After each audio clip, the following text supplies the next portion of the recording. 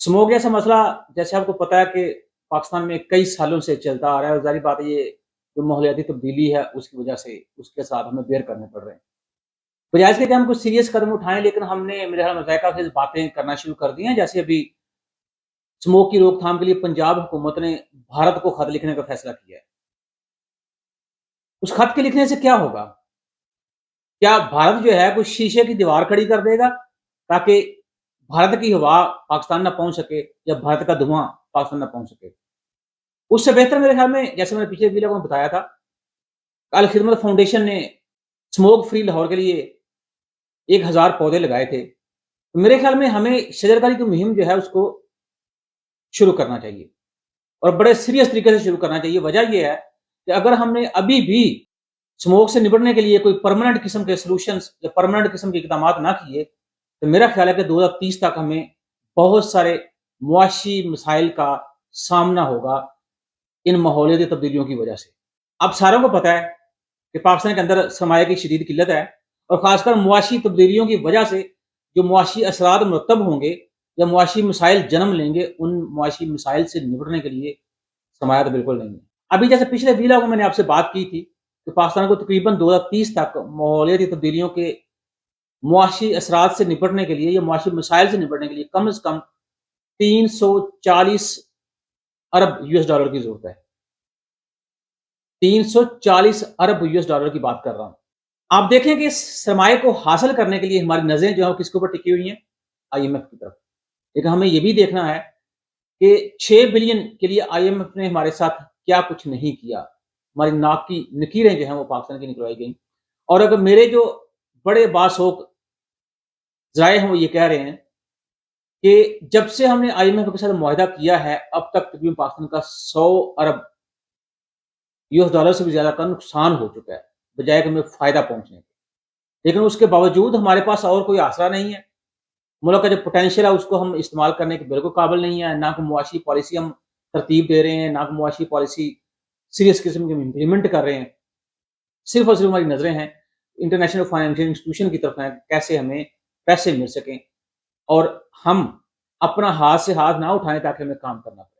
इस बात का इदराक हमें उस वक्त हो जाना चाहिए था जब पहले 4 हफ्ते हमने गुफ्तगू शनीद की आईएमएफ के साथ और आईएमएफ ने हमें कोई भी फैसला लेने से पहले हमारे बारे में हर वो कड़ा मुश्किल पेश किया जो वो कर सकता था। इसी तरह में कहें कि पाकिस्तान की नाक की नकीरें निकलवाई गई, लेकिन उसके बावजूद हमारी नजरें जो हैं वो इसी बात के ऊपर टिकी हुई हैं कि आईएमएफ जो है हमें इन मौसमियाती तब्दीलियों से पैदा होने वाले मसाइल के लिए सरमाया फराहम करे, लेकिन उन्होंने सीधे सीधे इनकार कर दिया।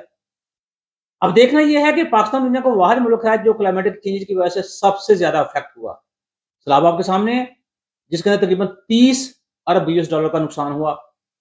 लाखों मवेशी आपके बर्बाद हो गए, फसलें खड़ी की खड़ी आपकी तबाह हो गई और जाहिर सी बात है वहां जानी और माली नुकसान जो हुआ वो मैं आपको ऑलरेडी बता चुका हूं। सवाल ये है कि दुनिया के जो मालिक हैं उन्होंने भी ये बात तस्लीम कर ली कि पाकिस्तान वाकई जो मौसमी तब्दीलियां हैं उससे सबसे ज्यादा असरअंदाज होने वाला मुल्क है। हालांकि हमारा जो किया दर है वो बिल्कुल थोड़ा सा है या ना होने के बराबर है। जाहिर बात है जो ग्लोबल कार्बन मिशन है उसमें पाकिस्तान का जो कंट्रीब्यूशन है वो मेरे ख्याल में शायद 0.1% से भी कम है, लेकिन उसके साथ देखें हम किस कदर बेयर कर रहे हैं। उसकी सिर्फ एक ही वजह है कि वो जब पाकिस्तान आजाद हुआ तो तकरीबन 22 या 5% जो जंगलात का हिस्सा था उसको हमने काट के अब हम उसको 5 या 2% ऊपर लेके आ गए।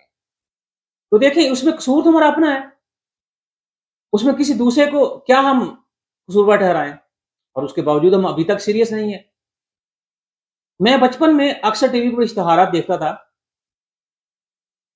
कि मैं हर 6 महीने बाद बाल सफाई की बातें होती थी, शजरकारी की मुहिम की बातें होती थी। अब शजरकारी मुहिम जो है वो तो बिल्कुल कहीं दिखाई नहीं देती। कितने कितने मौजे काट के आपने वहां पे शहर बसाए, दरख्तों के मौजों की बात कर रहा हूं। आपने ये जरा नहीं सोचा ये बेजा कटाई और बेहंगम जो हाउसिंग सोसाइटीज बन रही हैं इसके आने वाले दिनों में क्या असरात होंगे। और वो असरात आप देखें इतने ज्यादा हो गए कि हमारे पास उन असरात को निपटने के लिए या उन असरात से निपटने के लिए पैसे तक मौजूद नहीं है। اور اس میں بھی کوئی دو راہ نہیں ہے کہ پوری دنیا اس بات کو تسلیم کر چکی ہے کہ پاکستانی معاشیت جو ہے وہ خطرے سے دو چار ہے.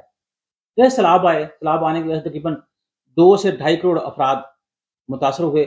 آپ اس کو یوں کہتے ہیں مزید غربت میں چلے گئے. اب ان سیلاب کی وجہ سے پاکستانی معاشیت کو جو اثر ہوا، خوراک کی قلت پیدا ہو گئی، بے روزگاری میں اضافہ ہوا، انفلیشن میں اضافہ ہوا، ملک میں اکنامک مزری میں اضافہ ہوا. تو کیا IMF جو ہے اس کے کان کے اوپر جوں تک رینگی؟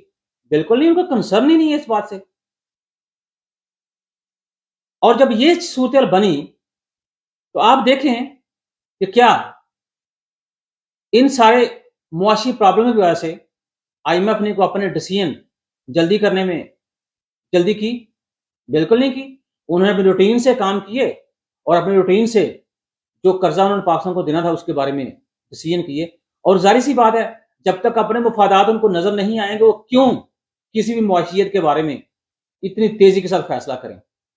یہ تو ہمیں سوچنا چاہیے کہ چونکہ یہ ہمارے معاشی مسائل ہیں اور یہ ہمیں ہی ان کا حل پیش کرنا ہے اور ہمیں اپنے ملک کے اندر جو پوٹینشیل موجود ہیں ان کو استعمال کر کے فنڈز جنریٹ کرنے چاہیے. اور ابھی جیسے پاکستان اور IMF کے مذاکرات ہوئے، IMF کافی مطمئن ہے. انہوں نے کہا ٹھیک ہے پاکستان اپنی کوششیں جاری رکھے، جو انہوں نے ٹارگٹس دیے تھے پاکستان کو تو ہم پاکستان کے ساتھ تعاون کریں گے. اب دیکھنا یہ کہ 71 کروڑ $US کی جو قسط ہے یہ ہمیں کب تک ملتی ہے.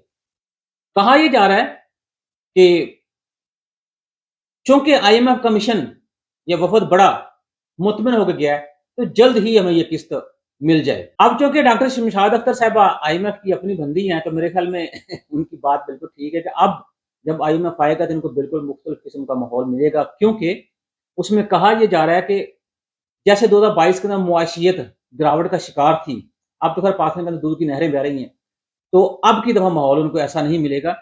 انہوں نے اس سلسلے میں بہت سارے اقدامات کیے ہیں جن میں یہ بتایا جا رہا ہے کہ خاص کر کرنٹ اکاؤنٹ خسارہ اس میں کمی کی گئی، درآمدات میں کمی کی گئی، محصولات اور سرمایہ کاری کے زیادہ ہونے کی رپورٹ بھی دی جا رہی ہیں.